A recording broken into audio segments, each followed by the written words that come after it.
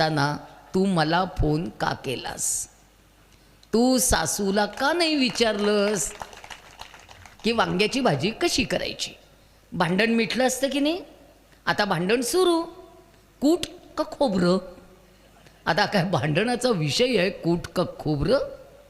नाही चालत. परवा एका सुनेला सासू म्हणाली, तिन्ही सांज झाली आहे, देवाजवळ दिवा लाव. सून उठली, हातात बांगडी नाही. सासू एवढंच म्हणाली, बांगडी घाल आणि दिवा लाव. माझ्या मम्मानी मला इंग्रजी शाळेत घातलंय, मी कधी बांगडी घातलीच नाही. दिला नंदादीप ठेवून लगेच जाऊन झोपून टाकलं. आईला मिस कॉल, आई लगेच 10 मिनिटात हजर. 12 माणसं घेऊन कायदा.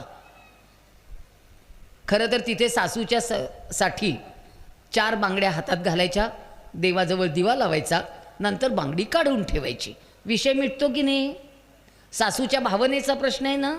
तू सवाश नाहीस ना. आपल्या धर्मामध्ये बांगडी घालणं महत्त्वाचं आहे ना. मग कुंकू लाव, बांगडी घाल ना.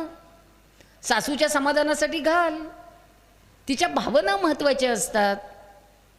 नंतर काढून ठेव. आणि सगळ्या बायकांनो आणि पुरुषांनो तुम्हाला मी बजावून सांगते, इंग्रजी येणं काळाची गरज आहे, याची अक्कल मला आहे, मी वकील आहे. पण संस्कृत भाषा आपण संपवली आहे, मराठी संपवण्याच्या मार्गावर आहोत. आपल्या मुलाला मराठी बोलता येत नाही याचं आईला कौतुक वाटतं. आमच्या मुलाला कळतच नाही मराठी. महाराष्ट्रात राहतोय ना, कळत नाही मराठी. आणि उद्यापासून अजिबात घरात म्हणायचं नाही ॲपल खातो का, ॲपल खातो का. काय सफरचंद म्हटलं म्हणून बिघडतंय काय? ॲपल म्हटलं तुझं पोरगं कलेक्टर होणार आहे लगेच, ॲपल खातो का. मग सगळं धड इंग्रजीत तरी बोल वाक्य, नुसतं आपलं ॲपल खातो का. परवा एका खेड्यात गेले, त्या बाई मला विचारतात, राईस वाढू का, राईस वाढू का. म्हटलं बाई राईस वाढा, पण पिठल्याला काय म्हणतात ते पहिल्यांदा सांगा. राईस वाढू नसते बाऊ करू नका.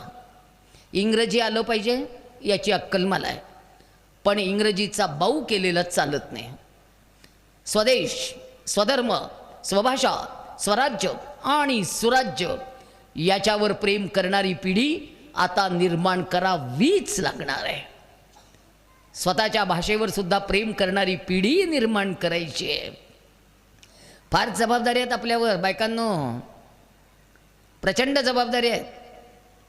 आणि मुलांना इंग्रजी शिकवा, पण त्यांना इंग्रज करू नका. मुलं भारतीयच राहिली पाहिजेत. मुलींनो, किती जणींच्या हातात ज्यांची लग्न व्हायची आहेत, किती पोरींच्या हातात बांगड्या आहेत, करा हात वर.